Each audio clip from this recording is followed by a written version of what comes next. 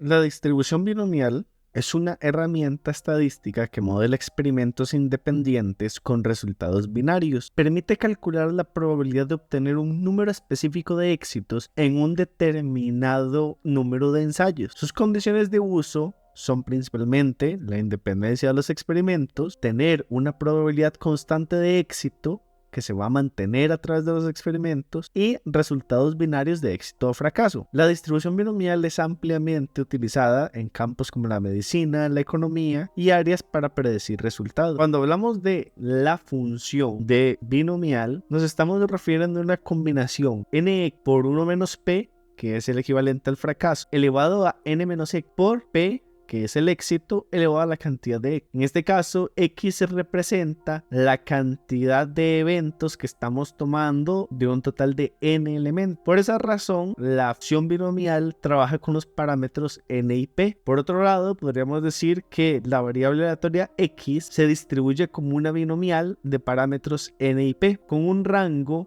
de X que va de 0 hasta n, siendo un valor de 0 en la probabilidad para cualquier otro tipo de número que no sea un entero. Cuando nosotros hablamos del valor esperado de una distribución binomial para una variable aleatoria, estamos considerando la sumatoria en el rango de X para los eventos X sub i de la función de la variable aleatoria X. Cuando nosotros traducimos esto, decimos sumatoria del rango X igual 0 hasta n de los valores X por su función de probabilidad. En este caso, combinación nx por el fracaso elevado a la n menos x por el éxito elevado a la x. Si ponen atención, la forma que tiene la función de probabilidad binomial es justamente la forma que tiene el teorema de expansión binomial, de ahí su nombre. Entonces es fácil recordar los exponentes porque son la horizontal de la combinación. ¿Cuál es el problema que tenemos aquí? Que el x al empezar en 0, si nosotros visualizamos por adelantado que esto lo vamos a tener que evaluar, estamos notando que el primer x que multiplica la función de probabilidad se va a transformar en 0 y todo lo que se multiplique por 0 es 0. Entonces sabemos que la primera expresión evaluada nos daría 0. Por esa razón vamos a hacer que x comience en 1. No estamos haciendo un cambio de índice como tal en la sumatoria, sino que estamos decidiendo arrancar el contador desde 1, por la obviedad que si 0 es igual a X, toda la expresión nos da 0. Bien, una vez hecho esa pequeña aclaración, podemos transformar la combinación a los términos factoriales, es decir, la combinación se transforma a n factorial por n menos r factorial por r factorial, pero como aquí no estamos utilizando la terminología de R, sino que estamos diciendo nx, hacemos que todas las R sean igual a X, quedando la expresión completa en términos de X. Una vez hecho eso, necesitamos eliminar esa X que tenemos y lo podemos hacer a través de propiedades de factoriales. Quiere decir que el numerador n factorial lo podemos expandir un poco a n por n menos 1 factorial. Y en el denominador, el x factorial lo podemos expandir un poco a x por x menos 1 factorial. Una vez hecho esto, nosotros podemos sacar el n que quedó solito y el x y lo pasamos a multiplicar a la x. Una vez hecho esto, podemos cancelar los términos de x en el numerador y en el denominador, pero pongan mucha atención porque la forma de la combinación cambió. Tenemos x por n sobre x por n menos 1 factorial sobre x menos 1 factorial por n menos x factorial. Esa forma que tenemos de color celeste es la identidad de Pascal, pero una versión alternativa. Nosotros podemos demostrar que esta identidad de Pascal es igual a una combinación. Aquí se puede apreciar justamente el desarrollo y podemos ir viendo cómo la parte del denominador,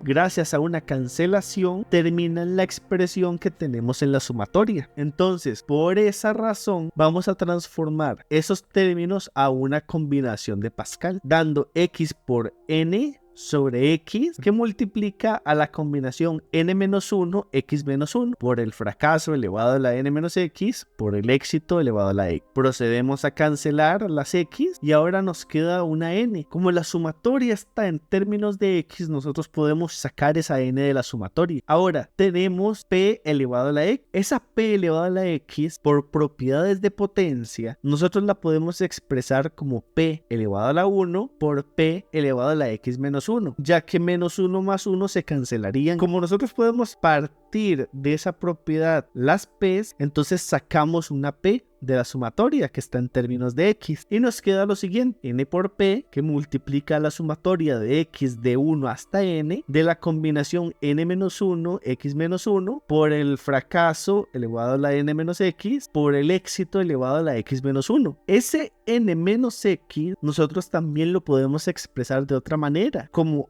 n-1 menos x-1, ya que al eliminar los paréntesis nos queda la expresión original. Pero entonces notemos que todos los que están dentro de la sumatoria están en términos de n-1 y x-1. Entonces, para hacer esto un poco más ligero a la vista, nosotros podemos cambiar estas variables. Podemos asignar m como n-1 y podemos asignar y como x-1. Una vez hecho este cambio, nosotros también necesitamos, ya que cambiamos las variables que estaban dentro de la sumatoria, ocupamos también cambiar el rango de la sumatoria. Como y es quien está sustituyendo las x, nosotros podemos evaluar aquí la x en el primer término de la sumatoria, que era 1, dándonos que y es igual a 1 menos 1. Quiere decir que el rango de la sumatoria en términos de y comienza de 0 hasta m, que es la cantidad de datos de la combinación. Bien, entonces la expresión final que estamos teniendo es sumamente idéntica al teorema de expansión binomial. Solamente hace falta ver los componentes. El a elevado a la n-x es el equivalente a q elevado a m-y, y el b elevado a la x es el equivalente a p elevado a la y. Pero como q es igual a 1 menos p, entonces nosotros podemos cambiar esto a términos del teorema de expansión binomial cuando forman las fórmulas notables, y nos queda n por p multiplicando a 1 menos p, que sería el primer término, que sería el fracaso, más p, que sería el éxito, elevado a la m. Cuando nosotros quitamos los paréntesis y demás, podemos cancelar las p y nos queda n por p por 1 elevado a la m. 1 elevado a la m es lo mismo que decir 1. Entonces acabamos de demostrar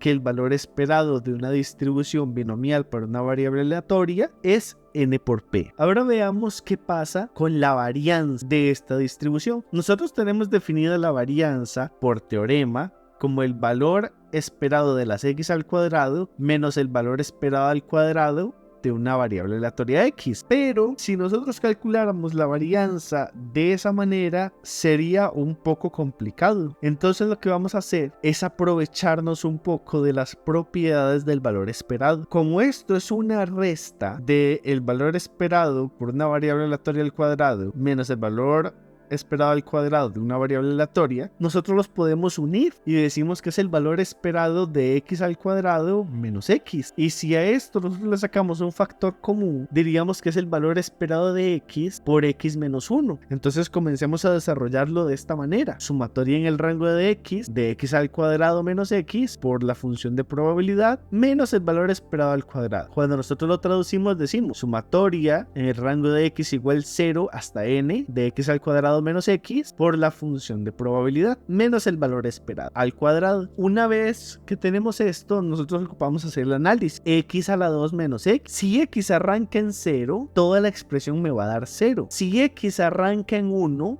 diríamos que es 1 al cuadrado menos 1, que multiplica el resto de la función, es decir, también me estaría dando 0. Si x fuera igual a 2, ya no tenemos ese problema, porque 2 al cuadrado menos 2 ya no nos da 0. Entonces, como en el valor esperado, no es que vamos a hacer un cambio de índice, sino que vamos a decir que la sumatoria va a comenzar desde 2, ya que el término 0 y el término 1 nos dan 0 en la expresión. Una vez dicho eso, podemos comenzar con la sumatoria que va en rango de x igual 2 hasta n, y tomamos el factor común de x por x menos 1 y la combinación la pasamos a términos factoriales. Como está en términos de x, nos queda n factorial sobre x factorial por n menos x factorial, que multiplica el fracaso elevado a la n menos x por el éxito elevado a la x menos el valor esperado. Por propiedades de factoriales, nosotros vamos a querer eliminar ese x por x menos 1, ya que el x factorial que se encuentra en el denominador puede expandirse hasta esa cantidad. Entonces vamos a expandir tanto el denominador como el numerador. Nos queda la expresión n por n menos 1 por n menos 2 factorial sobre x menos 2 factorial por n menos x factorial, que multiplica al fracaso elevado a la n menos x por el éxito elevado a la x menos el valor esperado al cuadrado. Como tenemos estos términos de n por n menos 1 y la sumatoria está en términos de x, nosotros los sacamos de la expresión y ahora nos queda n menos 2 factorial sobre x menos 2 factorial por n menos x factorial, que si notan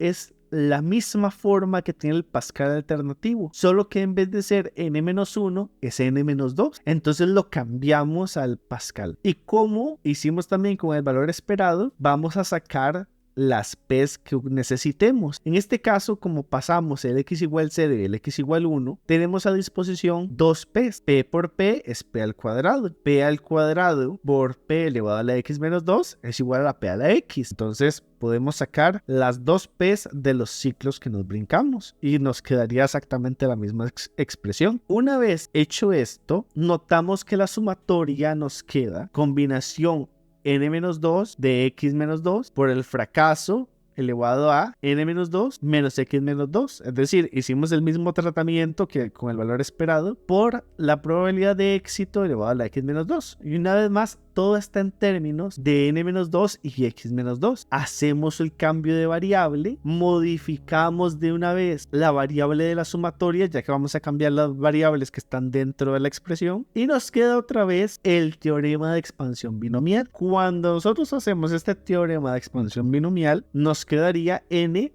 por n-1 por p al cuadrado, multiplicando a 1 menos p más p elevado a la n, menos el valor esperado al cuadrado. Cancelamos las p's, quitamos las m's y tal, y nos queda la expresión n por n-1 por p al cuadrado, por 1 elevado a la m, que esto al final va a dar 1, entonces lo vamos a cancelar, menos el valor esperado al cuadrado. Pero al principio nosotros estábamos trabajando el valor esperado de x al cuadrado menos x, y simplemente a ese valor le restábamos el valor esperado al cuadrado que ya teníamos, es decir, tenemos esta expresión. Pero nosotros no queremos el valor esperado de x al cuadrado menos x, nosotros queremos el valor esperado de x al cuadrado nada más, porque eso es lo que resta al valor esperado al cuadrado del teorema de la varianza. Entonces, para hacer eso, nosotros partimos por propiedad de valor esperado. Entonces, valor esperado de x al cuadrado menos el valor esperado de x. Ese valor esperado de x lo pasamos al otro lado de la igualdad. Es decir, que en la expresión que tenemos de n por n-1 por p al cuadrado por 1 elevado a la m, le vamos a sumar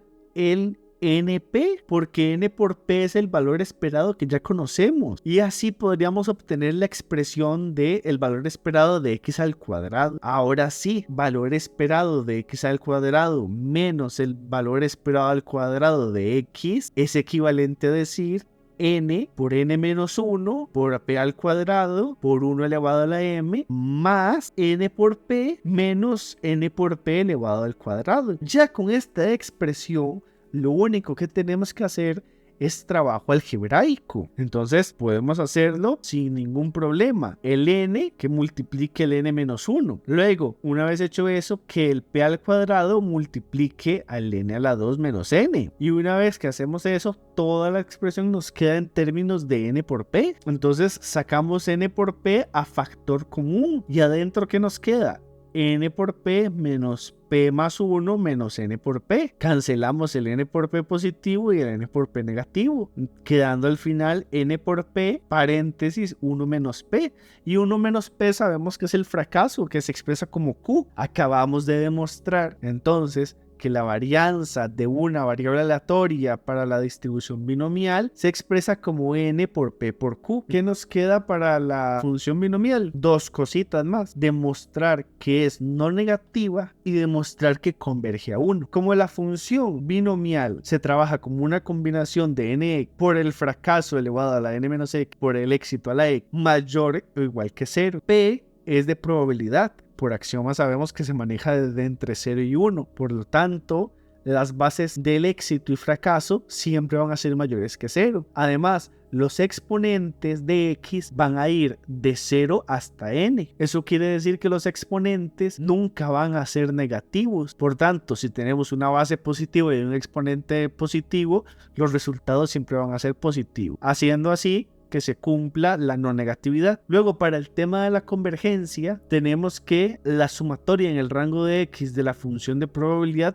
tiene que ser igual a 1. Si lo traducimos, es la sumatoria en el rango de x igual 0 hasta n de la función de probabilidad. Pero como la función de probabilidad de la distribución binomial tiene una forma igual al teorema de expansión binomial, nosotros simplemente ocupamos agarrar cuál es A y cuál es B. En este caso, A es el fracaso, 1 menos P, y B es igual al éxito, que es P. Entonces pasamos de esa sumatoria a el teorema de las fórmulas notables, quedando 1 menos P más P elevado a la N. Cancelamos las P's y nos queda 1 elevado a la N, que por propiedades de potencia es igual a 1. Entonces la distribución binomial cumple el ser no negativa y cumple el hecho de hacer convergencia a 1. Una vez pasado esto, con sus demostraciones, veamos lo que sería un ejemplo. Vamos a jugar a un videojuego en donde somos un caballero cuya probabilidad para salvar a una princesa de un terrible monstruo está fijado en 0.53. El monstruo solo permite 6 intentos antes de matar a la persona que intente llevarse a la princesa, y en cada intento sabemos que es independiente del anterior. Si nosotros extraemos los datos, decimos la probabilidad de éxito es de 0.53. Por lo tanto, el fracaso es lo que le falte, 0.47. Nuestra variable aleatoria x la podemos definir como el número de intentos exitosos para salvar a la princesa. Y en este ejemplo, la variable aleatoria x se distribuye como una binomial de parámetros n igual 6 y p igual a 0.53. Aquí nosotros podríamos decidir cómo lo queremos trabajar. El valor esperado a través de una versión clásica, que es la sumatoria en el rango de x para todos los eventos por la función de probabilidad, o bien trabajarla por la demostración de n por p. En cualquiera de los dos casos nos va a dar exactamente el mismo resultado. Y así también para la varianza, podemos decidir trabajarlo a través del teorema del valor esperado de x al cuadrado menos el valor esperado al cuadrado de x, o bien podemos trabajarlo a través de la demostración de n por p por q. Ambas nos van a dar exactamente el mismo resultado. ¿Qué es algo muy interesante que podemos trabajar con estos resultados?